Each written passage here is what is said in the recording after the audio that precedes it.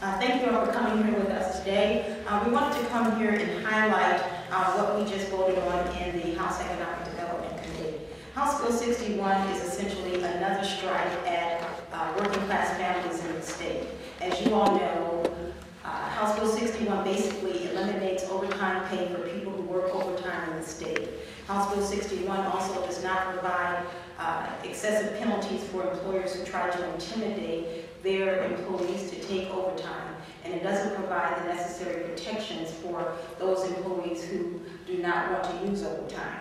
To me, this is excessive force on the middle class, just like Senate Bill 5 and House Bill 102. Workers in this state want a few things, and it's real simple. Basically, they want health care for themselves and their families. They want to provide they want a job that pays a living wage, and they want to be able to get paid when they work overtime in the state. And this bill basically eliminates that. We have an opportunity right now to offer comp time to employees, and that's a good idea. But if we cannot pay our employees at a rate that is fair, and that is time and a half, then that's something that we should not be moving toward in this state. If we're going to benefit the employers in this state, then we also should be giving the employees a benefit as well. We have several people here who are going to be discussing the impact of this bill. We're going to start off by some of the citizens in the state, then we're going to move to the members of the Economic Development Committee from the Democratic side to express their position on the bill. Good afternoon, my name is Travis Long, and I'm a 13-year employee of a local grocery retailer. And I'm here to speak out against the pay cut Ohio's workers would be handed under House Bill 61. In this struggling economy, Ohio needs one thing: jobs, jobs, jobs. I want all of our legislators to focus on creating jobs and restoring our middle class. House Bill 61, passed in committee today, is another job-killing bill that means cuts to working families. Replacing a worker's overtime earnings with comp time works only to the advantage of corporations over workers. Supporters of this job-killing bill would want Ohioans to believe that replacing overtime pay with comp time somehow creates jobs. I understand this bill as one that creates more stress for struggling families. Working families who stood up for themselves in Columbus this week were locked out in the cold, out of the People's House. Now the People's House could be set to pass this pay cut legislation on working families' backs with less money for basic needs: groceries, utilities, housing. A minimum wage worker in a work site that could legally replace overtime pay with comp time loses on hand a hard-earned paycheck. A minimum wage worker putting in a 50-hour work week with 10 hours paid overtime earns $407 weekly. But under this bill, just $307 and a promise of 10 hours off on a schedule they have little or no control over. Jobless Ohioans deserve opportunities for full-time work which pays them for their work, honors their work, not work that slights their overtime earnings. House Bill 61 is another job killer, and I'm proud to represent my union today, United Food and Commercial Workers Local 1059. Unions are our last best defense to stop attacks on the middle class. An insult to workers through this bill is an injustice to all working families. I understand that a policy which harms one worker is harm to all. I'm a member of a union, and we can bargain around policy like this. Some members of the committee may be incapable of empathizing with other middle class or low-wage workers, but I'm not. And I understand this bill to harm all workers, especially with little monitoring of wage and hour violations. We need to restore the balance and rebuild the middle class. Working Americans need to use strength of our numbers to fight for better wages and benefits, job security, and safer workplaces for everyone.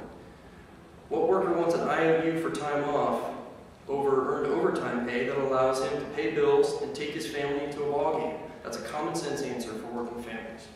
Thank you.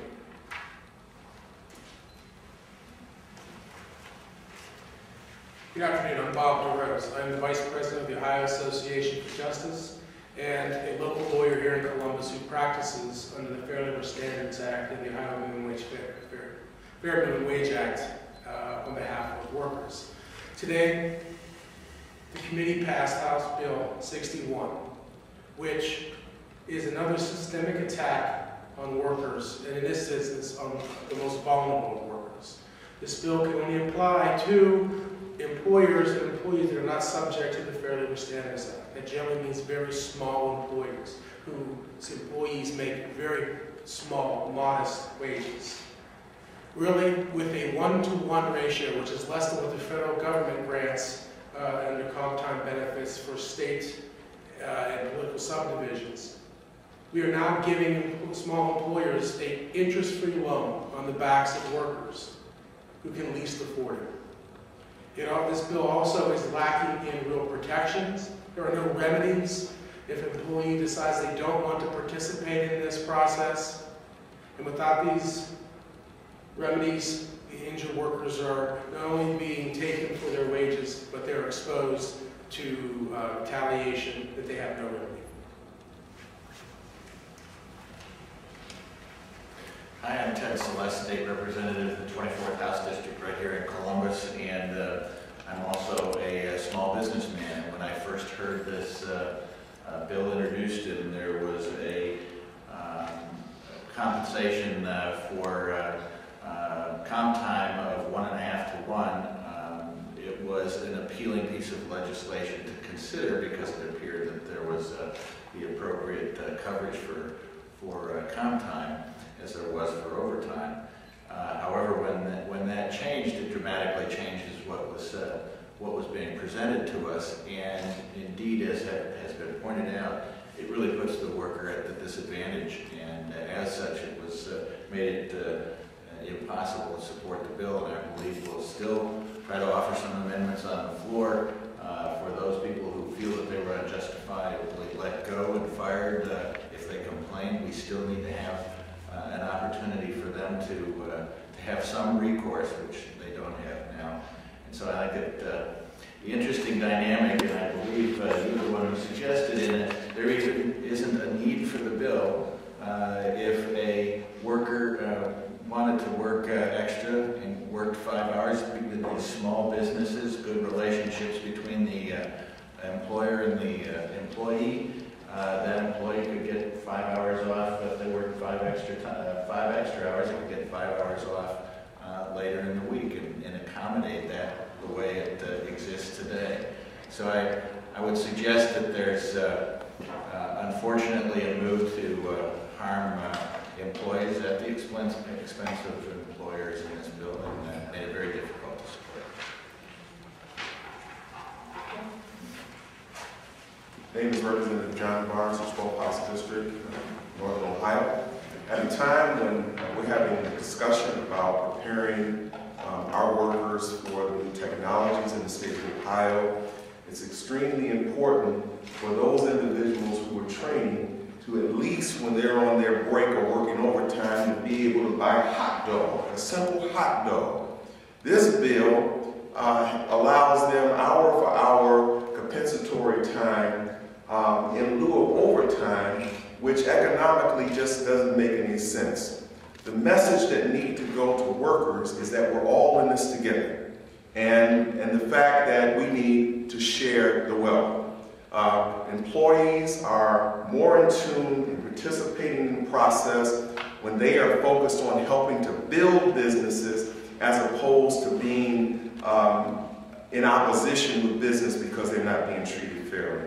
I hope also that this bill would have given individuals an opportunity to use compensatory time. They can use time off and a lot of other things, which is a good, but they have an entitlement to have it after they work their 40 hours or their 8-hour day at 1.5 hours per hour.